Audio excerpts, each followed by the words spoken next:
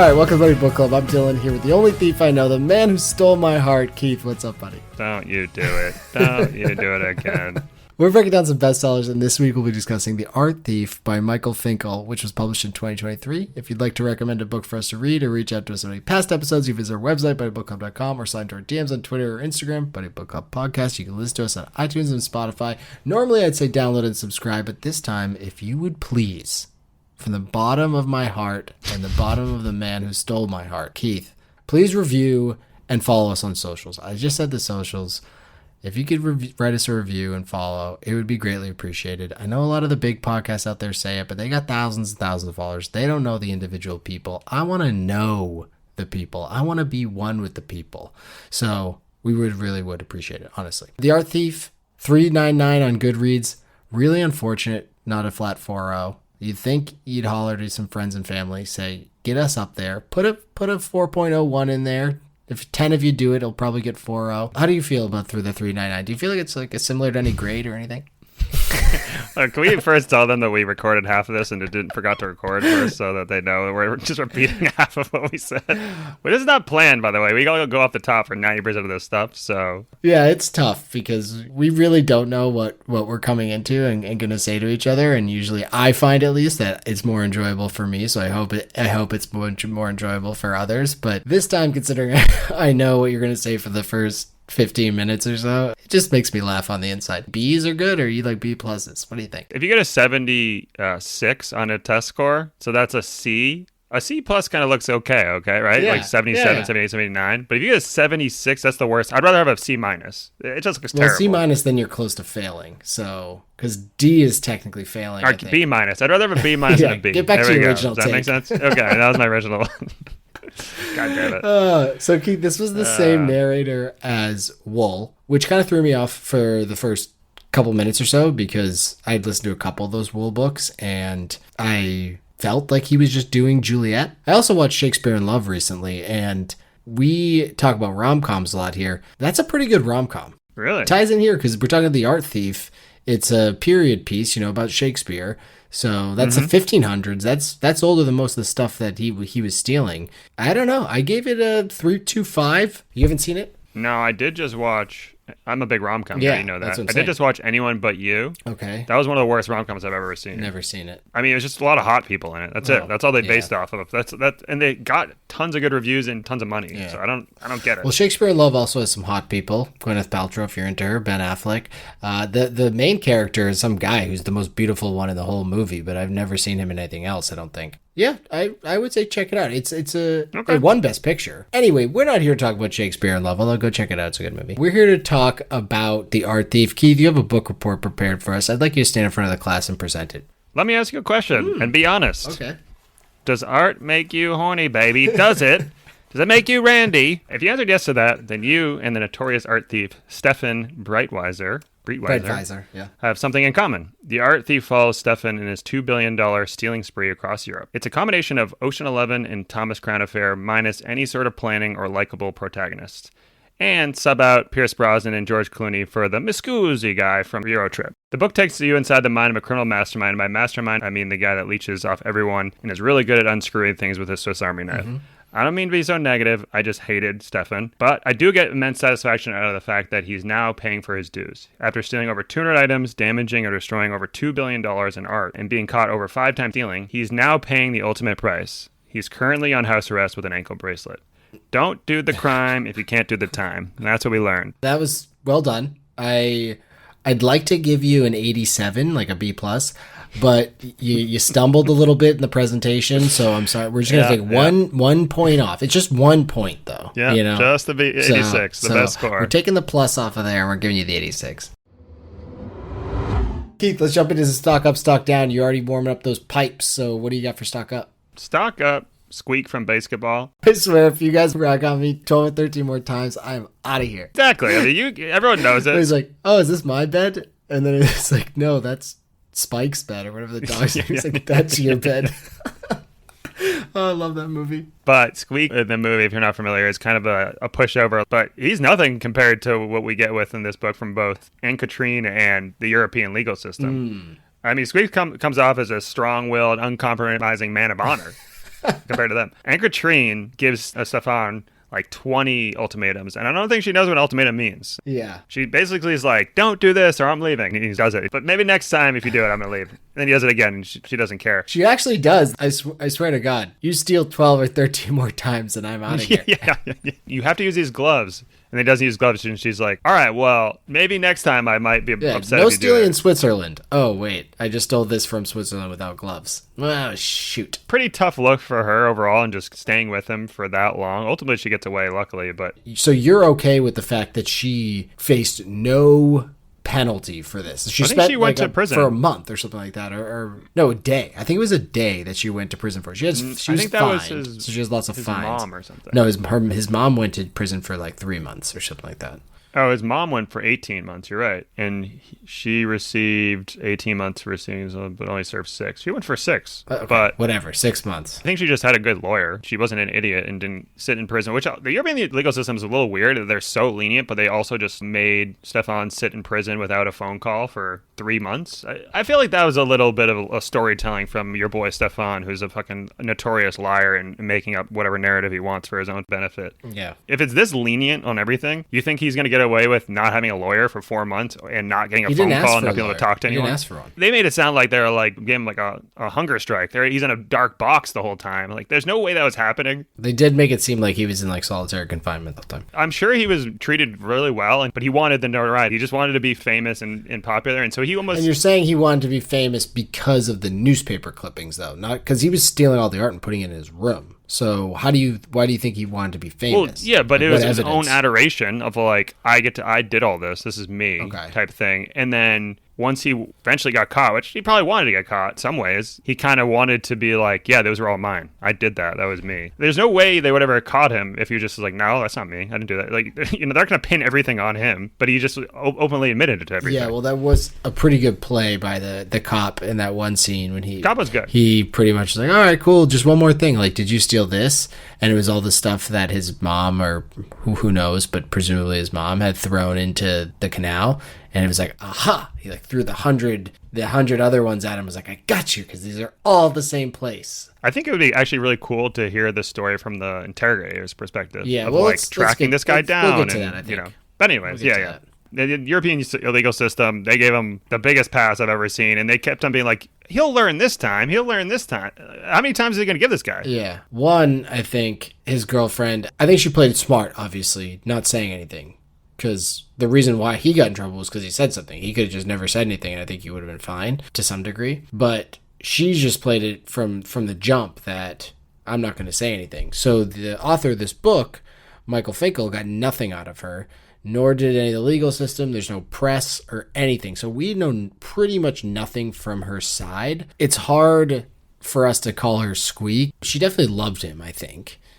But I do agree with you that at some point you gotta get out of there. But how many people in this, world go on with relationships that are shitty just because they're comfortable in it, or whatever, for whatever reason? That lots and lots of people do that. What if she's actually the mastermind? She was like, you have to go steal these things for me, and then at the trial she pins it all on him. He's the actual squeak that he just takes credit for. He's like, yeah, it was all me, she didn't do anything. Yeah, like he just wanted the attention that much. In the French court or whatever, she said, oh, I never even went to a museum with him, I never did any of this stuff. And when they went to Breitwieser, and they're like, okay, so whose story is correct? He's like, hers is correct. Yep, she never went to anything. I'm going back to jail. He either loved her a lot, which is more than likely. The alternative is that he was a glory hog and wanted all the glory for stealing all the stuff, which is your take. That story gets way better if she is actually behind everything but hasn't talked. Her and his mom are, and they just keep him captive. Yeah. So my first stock up, because I'm going to defend this man, is The Wire's Omar. Are you watching The Wire right now, Keith? I am. I'm on season 4 right now. I'd say it's my number one, but I haven't seen it in a while. And I saw The Sopranos recently, and I fucking love The Sopranos. The Sopranos is just like funnier. There's like actual funny parts with all the sadness. The Wire has less funny parts with all the sadness. And by funny, you mean like between the pasta intake is funny stuff, or when's the comedy? Yeah, between the heavy breathing and the pasta intake, there's some funny stuff. Usually it involves probably walnuts. But The Wire's Omar, my favorite character, and hopefully yours, everyone's favorite character. He lives by the idea of every man has a code. I think he says that a few times. Mm-hmm. And Omar is coming. But Breitwieser also lives by a code, or at least initially.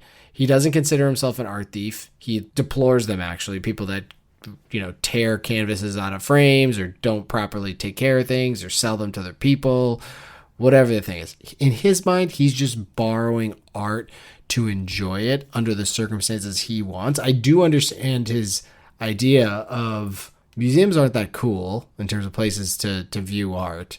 Art should be enjoyed with a glass of wine or eating some cheese or having sex in my 4-poster bed with Anne Katrine, whatever the case is. I think there is some merit to that idea, and he just wanted to pilfer it for a little bit, and he was eventually gonna return it. He does say, or the author says, that shady people have been peddling bright colors for 2,000 years, and it is interesting in the idea of art that usually the person who owns it or whatever the case is, it's not like it was just like passed down like a family heirloom.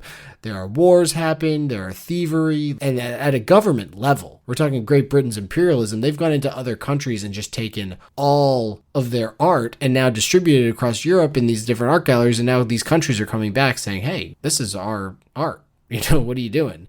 So this is still going on now. So I get the idea that in his mind, everyone else is stealing, so why shouldn't he? Which is not really like a good point. It's very childish, like he is. And he's definitely a narcissist, that's for sure.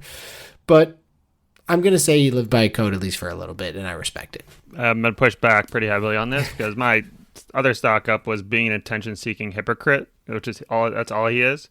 Everyone knows a variation of this guy. Everything he's telling in his story is shaped by him to make him look better. Oh, it was all about honor. It was all about because I believe this way. He didn't believe any of this shit. He just crafted that story after the fact. He just likes stealing. He liked the notoriety. He's a lazy piece of shit, is attention-seeking that leans on everyone else, leeches off everyone else. The whole idea of stealing art at a museum, which is a public forum for everyone to view something. That's the whole point of the museum. It's like a library. It's like a park. Everyone's able to enjoy it. The whole point of that is so that everyone can enjoy it, not so you can go there and take it and enjoy it only yourself because you know how to enjoy it more than anyone else does. It doesn't make any sense. It's all so illogical. All you have to do is steal from someone that's rich. If some rich person has it in their basement and that they're not treating it well, they're not even hanging it up, go take it from them. I'm 100% on board. Who would have no qualms about you stealing some rich guy that doesn't appreciate it. I think everyone would. I wouldn't even put him in prison for that. I'd be like, hey, they weren't appreciating it. So you see him as more a Robin Hood character. It would be Robin Hood if he did that. Instead, he's what's the anti-Robin Hood? The Sheriff of Nottingham?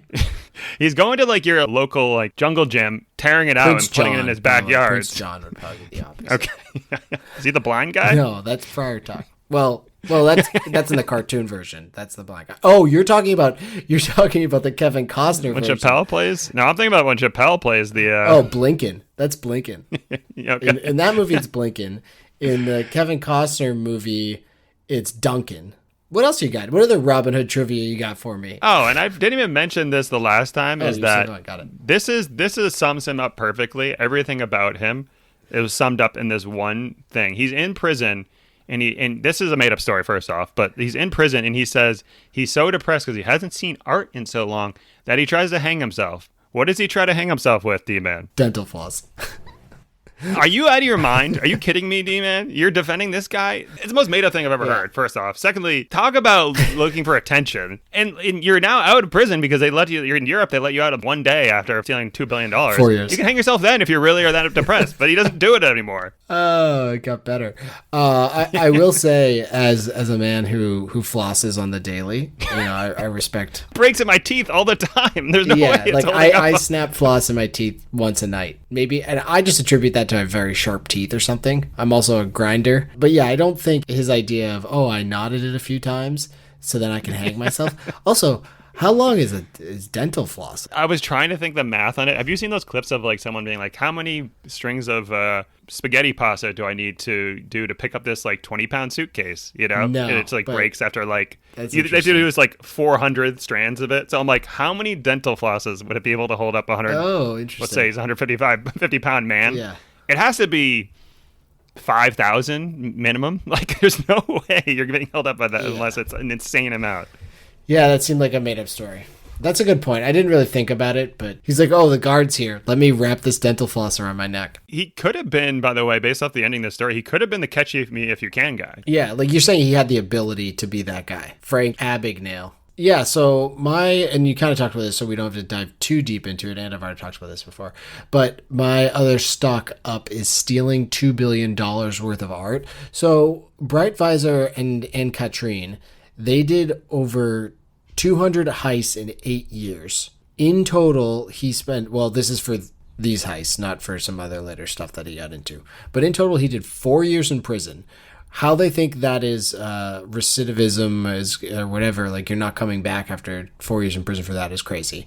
But he did 4 years in prison. In this prison, you get ping pong, which I'm already down if I had to spend 4 years in prison if I got ping pong. You can use a cell phone. You got Coca-Cola, illicit drug use if that's your thing. Like you had previously said, the punishment is worth the crime or something like that. I don't know, but don't do the crime if you can't pay the time. Yeah. What is it? Yeah. I don't know what you said. Something Don't do the crime if you can't do the time. Yep. It just seems so wild to me that you could do that. That you could take $2 billion worth of art, to over 200 and whatever pieces, 250 pieces. All of the important ones, or not all the important ones, but a lot of the important ones are destroyed. It's not like, oh, we found them back in pristine condition. A lot of them are destroyed. Most of them need to be cleaned, all the man hours and whatnot, and all you get is 4 years? It just doesn't seem to make a lot of sense. The amount of money that the state... Yeah, that's what I was thinking, just the money that they have to pay for that. What I'm going to do is write Gone in 60 Seconds 2, Gone in 120 Seconds. Oh. With Nick Cage in it, and him just being a little bit slower, a little older, obviously, but make it in Europe, where there's zero consequences. They're just like stealing cars. Oh, so you're going to go super low budget and just actually steal all the cars? We could get some house arrest for this, maybe a month if we steal $1 million worth of cars. That's nothing. $1 million is nothing there. So that might not even be. That's probation for like a week. That movie's going to be terrible because it'll be like a Michael Bay film. They destroy half the country. Yeah. And it's like, wow, this is going to be tough. You can't come back to Europe for 6 months. It's like, oh, all right. All right. Hot take. What else you have for stock up? Stock up. The old justice or the outlaw system or whatever you want to call it. What? Wait, say that again. The old justice? I'm not really sure the naming of like the Wild West. Yeah, maybe Wild West. Or are you talking more eye for an eye? Maybe Aladdin justice. Yeah, Aladdin where if you're stealing, they take your wrist. Oh, okay. Aladdin. The wrist thing actually happens in the Kevin Costner movie with Robin Hood. The opening scene is they go to take his wrist. I think he's just a prisoner of war, but I think eventually they're thieving food. I'm not advocating for anyone that needs food to have their hands cut off. Now, if you're stealing art, unless he's eating the art, that would make sense about this book. If he's eating the art and he's super into it. I don't think if he was super into it, he wouldn't be eating it. He'd be doing something else. That's why he's an idiot. He's eating paint chips. Anyways. But yeah, I think after the third one, they just release him and say, hey, you're good to go. But if you get caught again, we're taking an arm. Yeah. When they hang it on the wall as art. Oh. Get some of your money back. Oh. So you take his wrist, take his arm. And then if he does it again, you take the other one. I don't know what kind of macabre. I guess he is in some like crazy medieval castles where he's stealing this stuff. Yeah, so they might hang a hand on the wall. It's artistic. Yeah. It's artistic. But it's funny you were talking about this because I was listening to a Great Courses pod called The Origins of Ancient Civilizations. And they were talking about Hammurabi's code, eye for an eye, which is legit. And it's very specific, this code. If you take someone's right eye, then their family gets to take your right eye. So what is the equivalent for stealing $2 billion worth of art? Because it's not like, okay, you just paint all these pictures again and then we'll destroy them. Like, what is the equivalent of that? I was trying to think about this as I was listening to the book. Because I was like, okay, what would Hammurabi do here? Equal. Split the baby in half? I think that's a different one. Yeah, I don't know. Maybe keep him in a room for a long time and make him repaint everything until he gets it exactly right. Just work for college pro painters for a couple of years?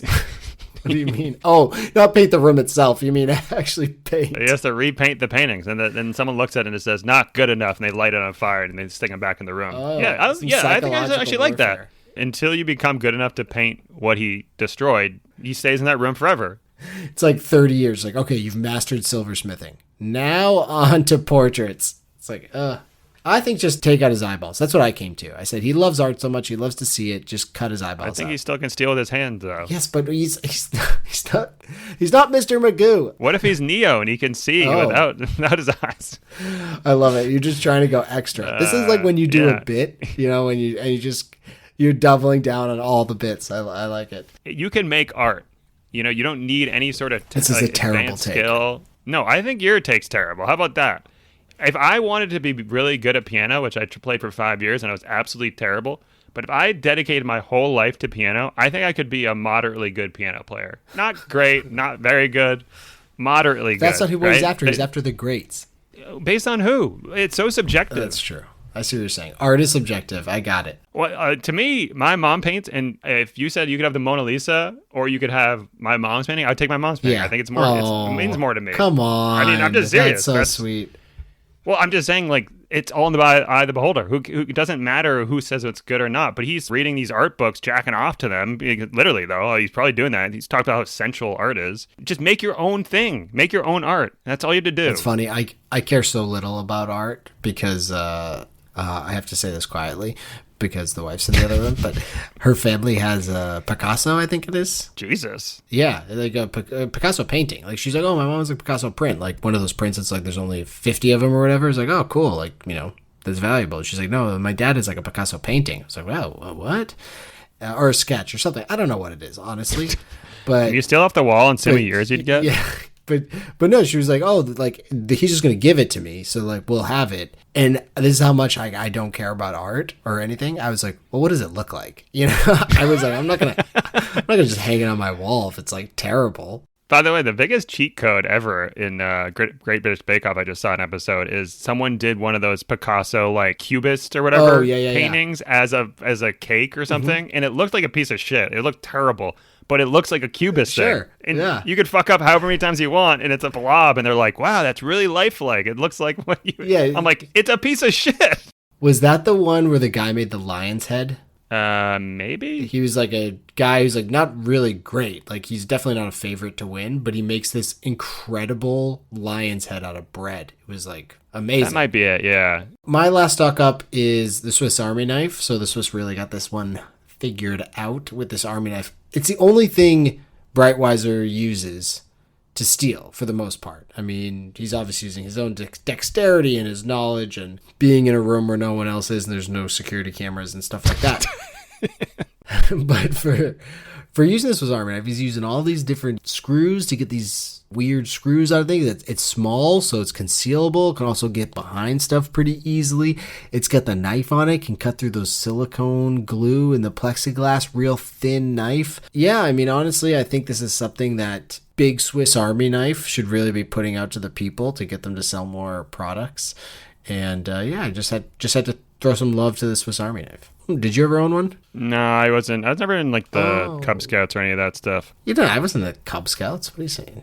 I feel like you kind of need to be woodsy or Cub Scouts. Yeah, I did go camping with my dad here and there. I also thought whenever you pulled one of those like knives out or something like that, I feel like your nail's gonna break every time. That's a good point. I forgot about that. Yeah, they were not fun, especially when they're like rusty or like cold. It's like they were tough to. Feels weird. But yeah, once they start rusting up, or if you get a knockoff one, like the Swiss Army ones were well lubricated. They slid out fairly easily, but I did forget about those little notches. But yeah, they had a toothpick on it and it just wasn't for me. Seemed a little gross. Picking at those teeth and then I mean, I'm still thinking about it, and it's still kind of grossing me out, honestly. That was probably like something to like scrape something, and you're like, a toothpick, okay. And it's like, that's not what that's for. Fair point. It totally might be. Like, my dad had one, he used it as a toothpick, but he might just be a disgusting human being. Wow, I made me question my whole life. I need to know now. All right, let's get into some stock down. Let's get some new stuff. Keith, what do you got for stock down? Well, stock up Switzerland, you said, but I'm stock downing Sweden. Oh. By the way of IKEA, stock down. I've never really thought much about IKEA. I know it's from Sweden. I know A lot of people don't like it just because it takes such a long time to set up. There are like a lot of pieces and whatnot, as far as I've known. But fashion-wise, I've never heard people like, oh, IKEA, you can't even like look at it. It's fucking disgusting. Not Stéphane's mom. At one point, they're talking about how tumultuous the divorce was. They're arguing and yelling, and there might have been some physical stuff going on. His mom loses the house, loses a Mercedes. Parents aren't talking to each other. Stéphane never talks to his dad again pretty much after that until later. So everything's just kind of ruined, but IKEA, that was the last straw. She's like, we have fucking IKEA in here? I thought it was a racial slur for a second. She's dropping in a hard eye. She was like, do you see this IKEA in here? This is pathetic. I was like, holy shit. So I guess IKEA is terrible? I didn't realize that. Well, she should go there and have their Swedish meatballs. They're quite delicious. The food is incredibly cheap there. Although, you could just drop me off, you walk the whole place, and then I eat the food. The only frustrating part about IKEA when you go there is just having to walk the entire place. Oh, I think I've only been like once when I was young. I don't like shopping at all. E-commerce is the best thing that's ever happened to anyone. Well, yeah, but with furniture and stuff, you kind of have to see it, at least in my mind, for the most part. But what? No, you don't have to see it. You just sit on it. What? Yeah, that was It's not. I'm not talking about things you sit on, like a desk or a bed. You kind of want to see it before you buy it. You can see it in pictures. Yeah, it's different. You gotta see it in space. Stéphane with his eyes taken out over here? What are you talking about? You get to see it in space. As someone who just bought a new couch and spent a lot of time sitting on and looking at couches. Yeah, I guess when you invest that much, I understand the need for that. All right, fair enough. Yeah, it wasn't IKEA, by the way. So, My first talk down is museum security / police in general. I understand there are a lot of small museums that can't afford security staff and rely on patrons just not to steal. I do understand that. But Breitwieser and his girlfriend, and Katrine, they were stealing 3 out of every 4 weeks for 2+ years straight. There's small museums, there's big museums, but someone had to see something at the museum and just not, like a couple of times they even use the example like, oh, he knocked something over. It wasn't just, oh, we don't have enough people to staff these. It was people just not paying attention, honestly. And the police, they introduce us, I feel like, in the book to 4 different police officers, maybe 8 different countries that have police enforcement, 6 of which have specifically art thievery divisions, but they can't do anything to find this guy, even though it feels like the pieces are there. This happened between like 1991 and 2000. So at this point, there are security cameras. They might not be in the room, and I understand that small museum thing, but I figure a lot of museums that do have security cameras, which they were going into, would have them at least in the front so they can get a picture of all the patrons that come in. Seems pretty straightforward, right? And it feels like the police could have put this story together with all these different robberies, just be like, all right, let's take all the pictures that day of all the patrons. And then another robbery, it's like, okay, let's take all the pictures. And someone's like, I spotted a man and a woman. It's like, okay, now we have all these pictures. We're looking for a couple that came in. Really limits it down. And then you say, oh, these are the same people. I don't know. It just seems way easier if your sole job is to be art police for a country. And there's like 6 different countries working on this and they don't talk to each other and can't figure it out. I don't know. It seems like whatever the deal is, stock down, museum security police. I don't understand what they were doing this whole time.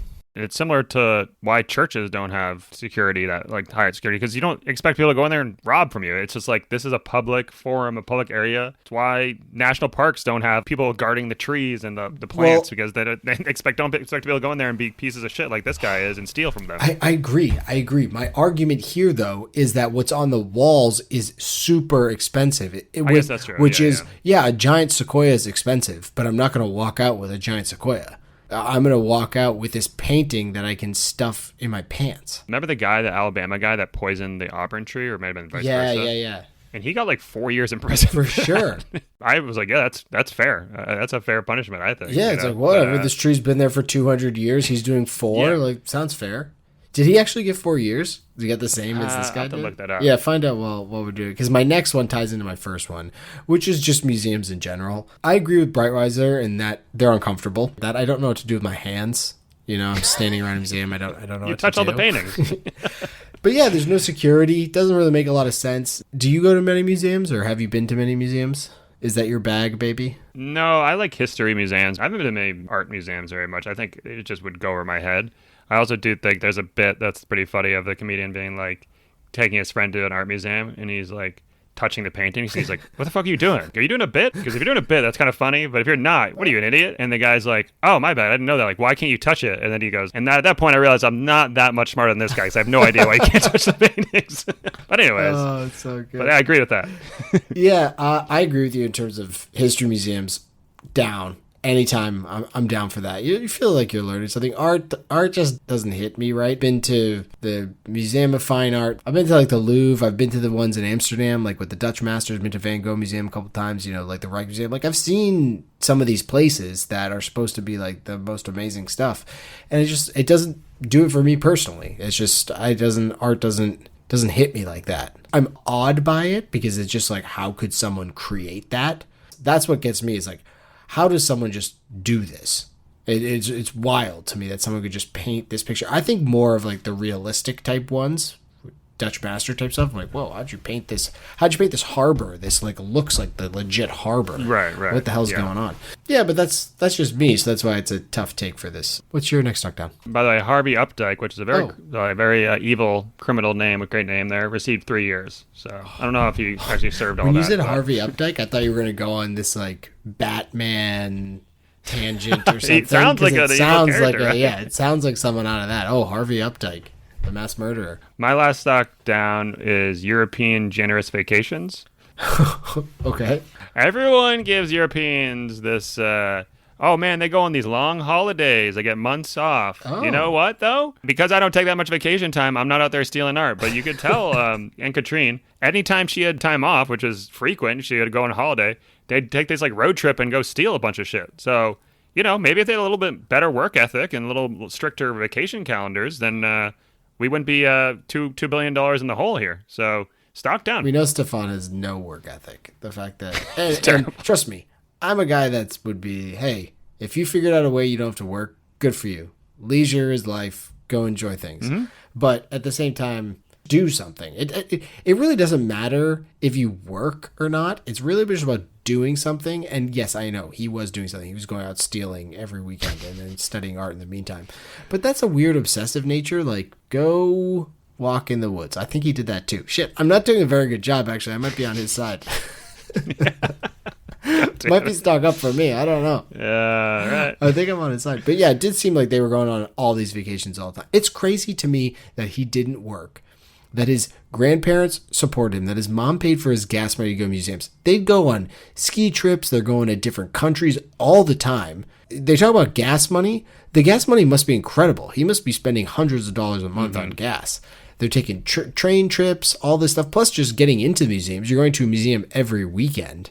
You know, I'm a budget guy, so you go to a museum every weekend, that's $30 a week, or maybe more, depending on how much, but let's say $30 a week, you know, that's $120 a month. You know, we got to start cutting that out of our budget. You know, we don't have that in the yearly budget. So the fact that he was just doing this seems a little crazy. We don't have to pick your character, but you want to talk about a hateable character? No, I have a favorite character. Oh, you do? Okay. Yeah. Who is it? His dad. Oh, his dad. Because he leaves him and just doesn't communicate with him?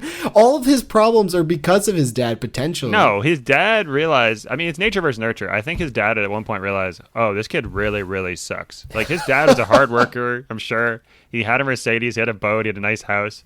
He had, like, good parents. And then he births this kid who's, like, the absolute fucking worst. So he's like, you know what? I'm just going to leave him. And then he gets caught and he's like, oh, maybe he had some work ethic. He stole 200 things. This guy has actually like kind of figured things out. And then he gets caught again and he's like, never mind, I'm not talking to this kid again, which I respect. He actually gave him an ultimatum, his dad. He's like, you fucking went back on your word and you're done. Yeah. See you later. I respected him. It's wild to me that a father could just like not communicate with his son for that long. So yeah, it's a little crazy, but at the same time, again, this kid sucked. So. And then when you like you said though, then when he comes back into his life when he's an art thief and he's kind of praising him for it. You know, he's like, "Oh, this is historical. Like you're going to be," and his grandparents too. You're going to be in the history book. Yeah, his grandparents being like, they shouldn't have made it that easy to steal, which honestly is another good point, and we've talked about it. No, it's not. No, it's not. Yeah, they shouldn't have made it so easy for him to steal. Yeah, they should put all these things behind like cages and fences and stuff. Buddy, have you not seen Indiana Jones? That's what they do. They got the friggin' Ark of the Covenant and they're putting it in a warehouse. Shouldn't that be on display? Yeah, that's a good one. Unless you don't want your face to melt off. Yeah, Stéphane goes to steal it, knocks the top off, and everyone's face starts melting. That'd be terrible. Only Nazi faces melting for us. Yeah, his dad was a weird guy. I didn't have any favorite characters. Honestly, all these people were like fairly deplorable. Even his grandparents are such enablers. They're all enablers. It's pretty bad.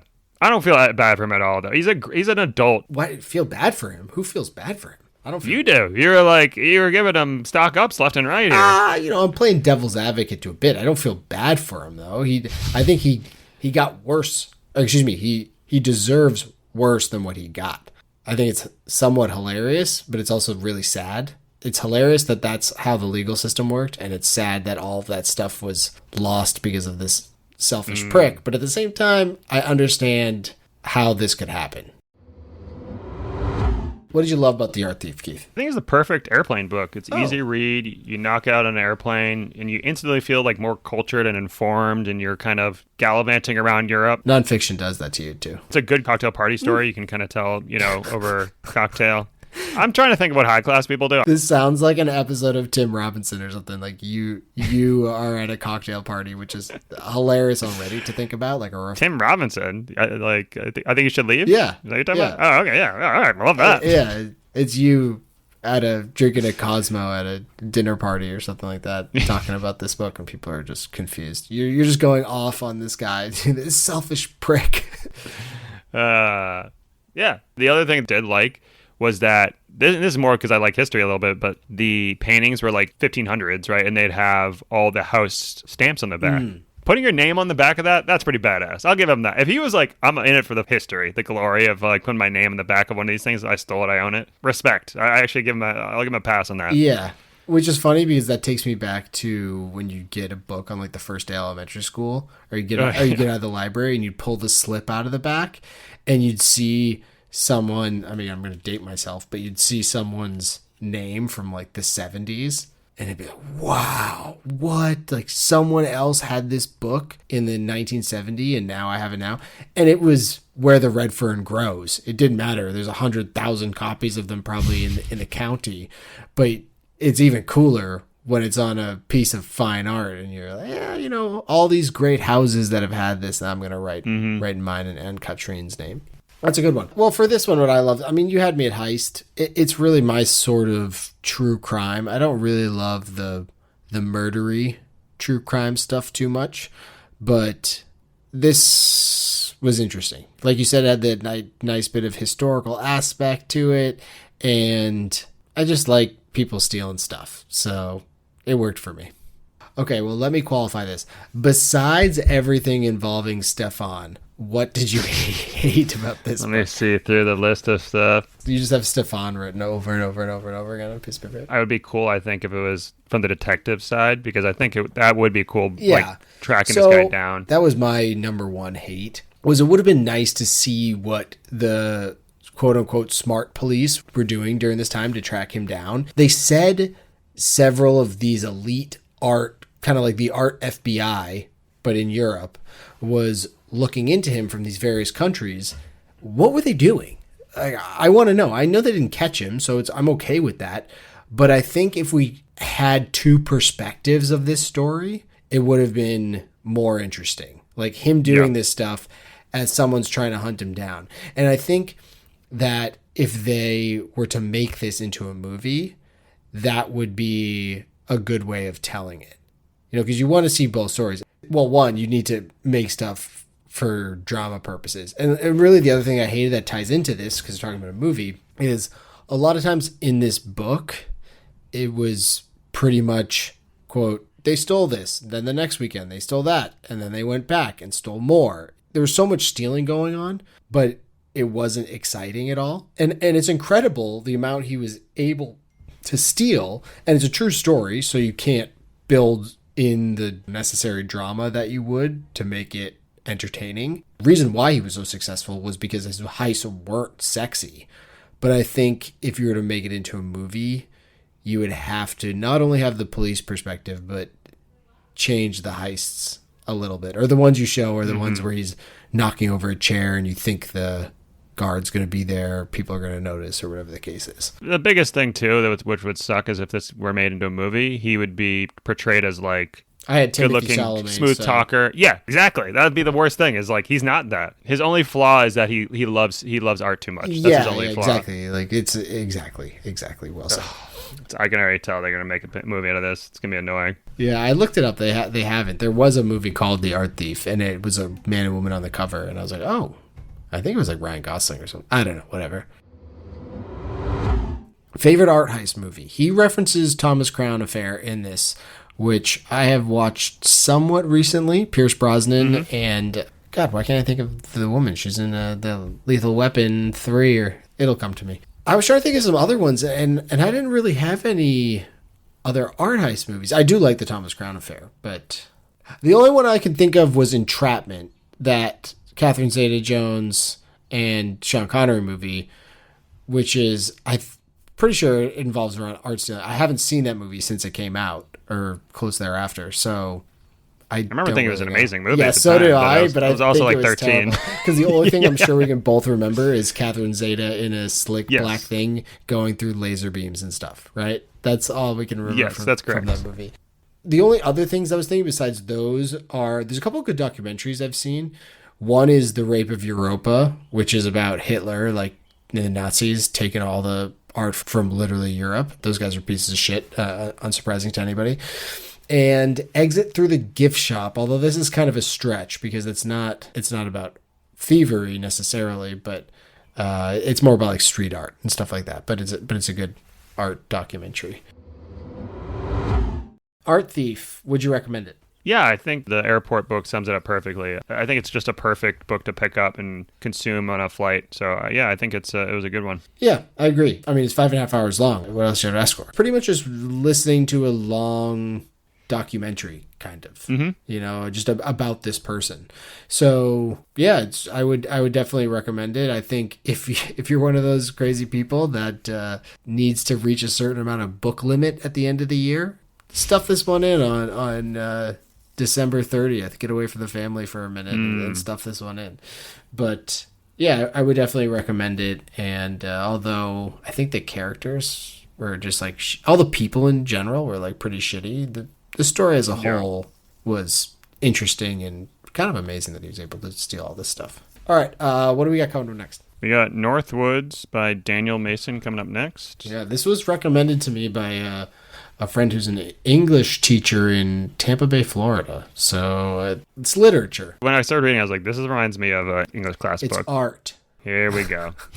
I'm stealing this away so no one else can see it because I can only appreciate it. All right, Keith. Well, we'll catch you for Northwoods. This was Art Thief, and we'll catch you all next time. Alrighty. Bye now. Bye now.